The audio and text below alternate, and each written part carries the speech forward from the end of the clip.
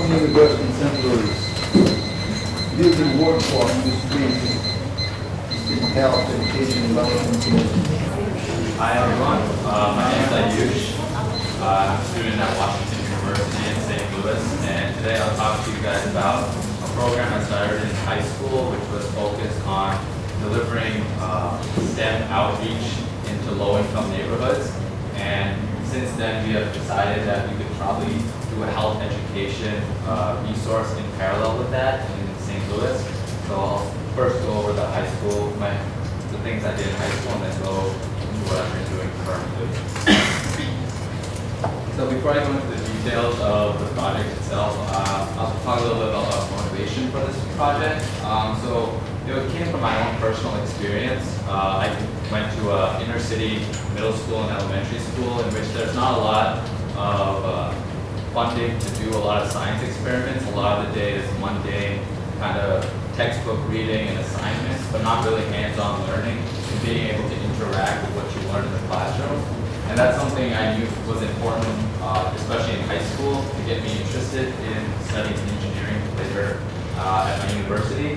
Another thing is that there are not a lot of minorities in STEM in the United States. A very small percentage of women are in STEM, and a majority of the STEM workforce is dominated by white people. So one thing that really caught my eye is that in order for STEM to succeed, to solve the problems of tomorrow, we really need to diversify the number of people and the type of people who are in the STEM fields. And I thought this would be a great opportunity to go to elementary school students and really encourage them and get them excited about science. And then a picture right here kind of shows the health disparities of how education plays an important aspect in the health environment in the United States. And some students aren't able to attend university and go to college. So our goal is hopefully, by at least getting them aware of healthy habits at an early age, we can hopefully narrow this gap in the future. So the program started as Science for Shooting Stars. It's a mnemonic for science, technology, and applied research. We started our program in 4 locations within the state of Massachusetts, and it was completely run by high school student volunteers across the state. We mainly wanted to target students on ages 7 to 14 because we thought that was the main cohort that really needed to get that experience of different types of science. We got most of our funding through local universities and high schools, which were willing to give us different materials as well as money to spend on different equipment that we could use throughout our development. So when we first started the program, we got a lot of the lessons plans and presentations by collaborating with each other and teachers across the state on what we should make sure that the students go away from or learn and how to apply what they learn in the classroom. So the basic stuff we did was biology, chemistry, and physics. We did a lot of activities to get them excited about it. The main ones were everyone liked the ice cream using dry ice, kind of get them interested in phases and how those work, as well as showing them chemical reactions with Mentos and soda. So there's a picture right there of we did it in the gymnasium. And then we wanted to really maintain their interest and curiosity for it, so we always gave them supplies and resources to take home that they could play with. One thing we did a lot was give them access to different things they were interested in. One student was really interested in spectrometers, and we were luckily able to get that from a local university, and they used that very extensively. And we also provided a really strong mentor-mentee relationship among students, so that even today we have contact with these elementary school students and really encourage them to pursue and give them the resources they need in order to pursue a STEM field. So this is just an example of what we do. We usually give like a 5 to 10 minute presentation on, for example, cell biology. Usually if we do it longer than that, we lose their interest real quick. So our goal is just to give them a basic background about it. And then on that day, we did 2 things. We did DNA extractions and taught them the entire process of doing it, and they were really excited.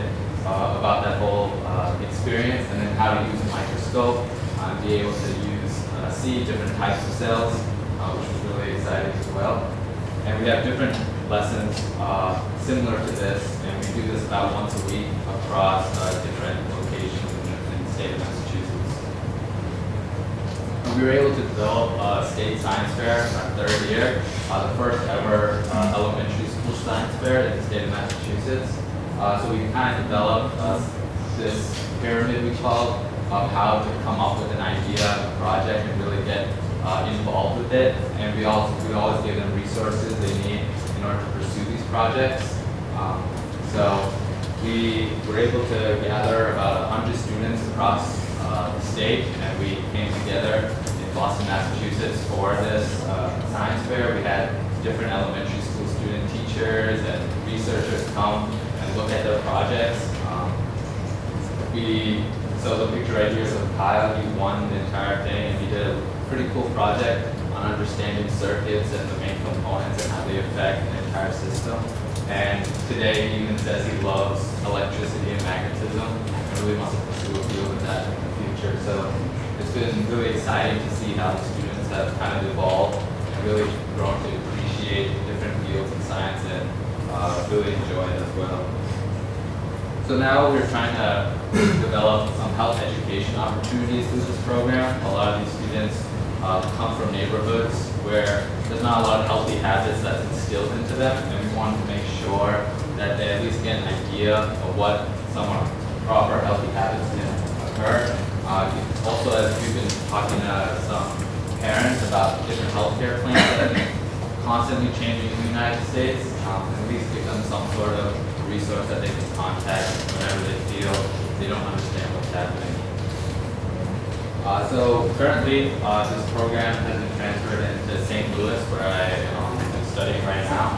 And we've currently gathered about 15 college students, and we've been working with the Boys and Girls Club, which is an after-school program in the United States. And we go there about once every other week. And we've got a lot of funding, and we've been doing a similar program.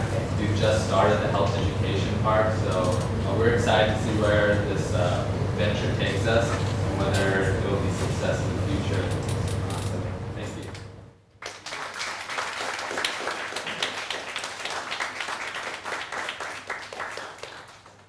Question. I have a question. We're going to see one is from the university. And do you intend to extend this program in other parts of Massachusetts State? Yeah, absolutely. So a lot of my high school friends and students across at different universities there have been considering expanding this program.